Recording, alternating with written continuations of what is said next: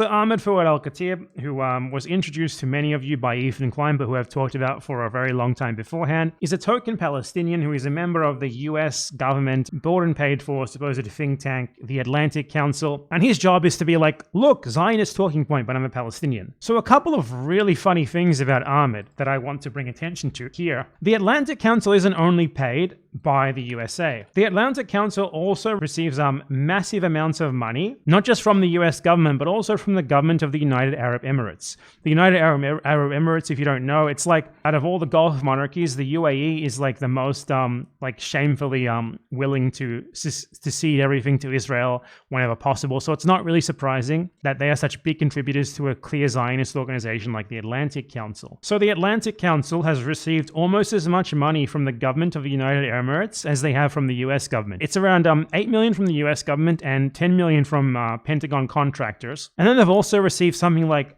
6-7 million from the United Arab Emirates government. So they have received $5 million from the Embassy of the United Arab Emirates, $1 million from the Abu Dhabi State Oil Company of the United Arab Emirates, $600,000 from the Ministry of Foreign Affairs of the United Arab Emirates. So they've received all up around $7 million from the United Arab Emirates. Now, so the UAE is guilty of a ton of crimes, like particularly right now, their interference in Sudan. They are backing the RSF, who are committing genocide in Sudan. But aside from that, like, no one ever thinks of the United Arab Emirates. No one cares about the United Arab Emirates. No one thinks about the United Arab Emirates at all.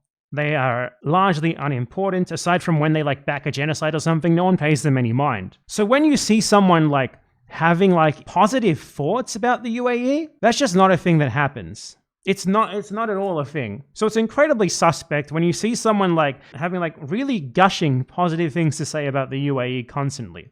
You see that and it's just like, yeah, okay, this is a paid shill. And Ahmed Fouad Alkhatib, apart from being like a massive Zionist shill and a shill for American foreign policy interests, he really fucking likes the UAE. Now, we could say it's a coincidence that he posts so positively about the UAE so much, but I would say it's probably not a coincidence because he works for the Atlantic Council, who received $7 million from the UAE over the course of 4 years, meaning that he is directly paid and incentivized by the UAE to say positive things about them, and that is probably the most likely explanation for his weirdly particular support of the UAE and the fact that he keeps like traveling there and stuff. I would say there's something going on there that is far beyond anything normal. Like, just look at this shit. He makes it so fucking obvious. Like, no one thinks about this country ever. But Ahmed Fouad Alkhatib, immense gratitude to the UAE Foreign Ministry and the incredible sheikh. The UAE is so good. I just returned to Washington from a trip to the UAE. He even goes on these like UAE government-funded propaganda visits. While in the UAE, I have been meeting with incredible young intellectuals who are eager to be global citizens, like the fucking ChatGPT written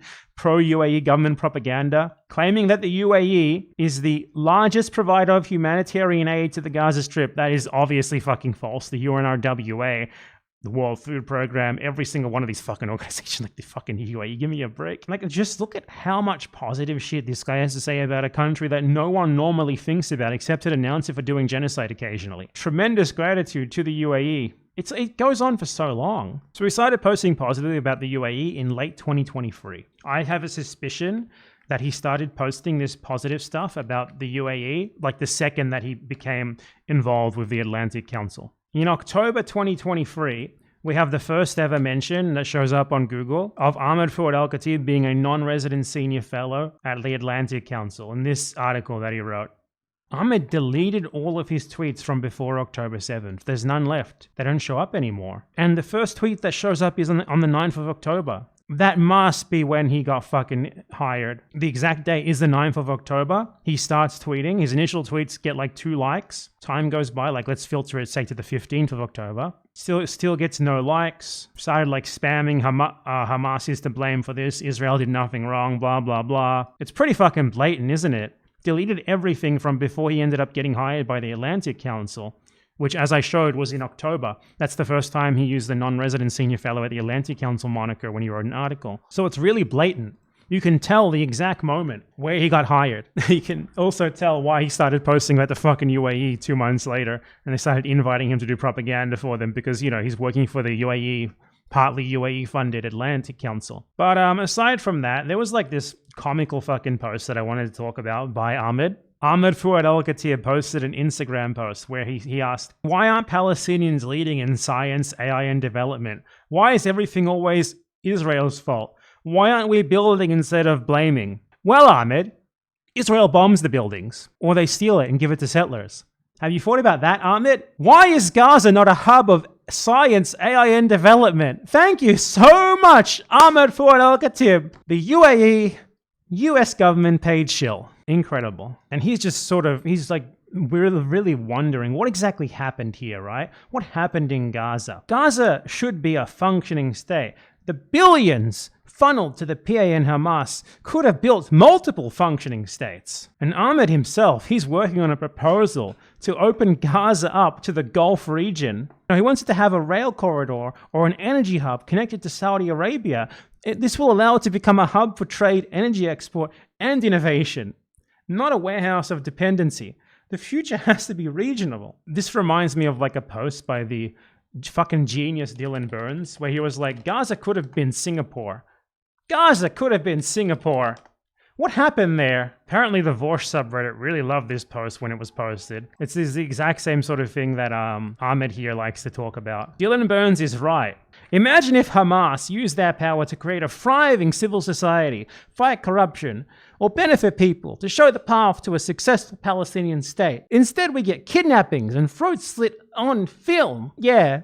Why didn't Hamas just magically make Gaza into Singapore? Why didn't Hamas just magically make this territory that only exists because it was the place that the Israelis expelled most of the people they expelled in the Nakba to? This place which has since then been under constant siege, constant attack. The people who live there from the very beginning deprived of their most basic possessions, life, rights, everything, now being genocided. Why exactly didn't they turn this into like a thriving technocratic city-state where everyone could learn to code and it would be a hub of AI development? Why didn't this happen? It's truly a mystery. It's certainly not because of Israel. It's because of Hamas. Hamas could have shown everyone that Palestinians are actually civilized, but instead they did the opposite. It's up to the victims to prove themselves worthy of not being oppressed. Why is it that Gaza is poor and reliant on outside aid? Could it be something to do with the fact that most people in Gaza are only there